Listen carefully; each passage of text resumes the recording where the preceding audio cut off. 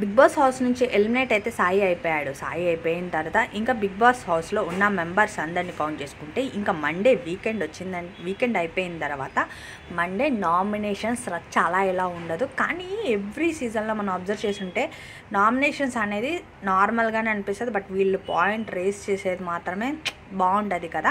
Anyway ఈ రోజైతే nominations గట్టిగానే జరిగినాయి. ఇమాన్యుల్ భరణి గారిని అలాగే కళ్యాణ్ ఆల్రెడీ నిన్న టాస్క్లో గేమ్లో కూడా చెప్పాడు నాకు సార్ ఉన్నప్పుడు నిఖిల్ని చేస్తాను అని చెప్పి ఆ రీజన్ మీద వచ్చింది. అలాగే సంజన గారినేమో గౌరవ్ చేశాడు. ఇలా ఒక్కొక్కరిని నామినేట్ చేసుకుంటున్నారు. ఇంకా రీతు అయితే పర్సనల్ టార్గెటే అనుకోవాలి. దివ్యాని నామినేట్ చేసింది అనమాట.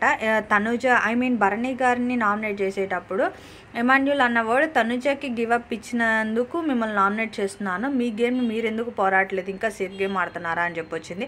ఇంకా డిస్కషన్ అయితే అలా లాగ్ అవుతుంది. బిగ్ బాస్ హౌస్లో ఈరోజు అయితే నామినేషన్ల రచ్చ అయితే మామూలుగా ఉండదు. ఎనీవే సెల్ఫ్ ఎలిమినేట్లో అయితే రాము వెళ్ళిపోవడం కరెక్ట్ అనిపించలేదు అంటున్నారు చాలామంది. బట్ ఇంకొక 3 వీక్స్ ఉంటే టాప్ 5లో ఉండే ఛాన్స్ కూడా ఉండొచ్చు కదా.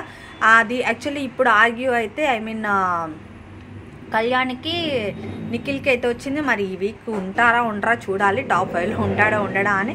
ఇంకా ఒక్కొక్కరిని నామినేట్ చేసుకుంటున్నారు. ఈరోజు అయితే చాలా ఎంటర్టైన్మెంట్గా ఉంటుంది.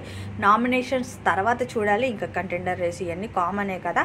ఇంకా బిగ్ బాస్ హౌస్లో ఈరోజు నామినేషన్స్ చాలామంది లైక్ చేస్తారు. ఎవరెవరికి ఇష్టమో నాకైతే కామెంట్ చేయండి.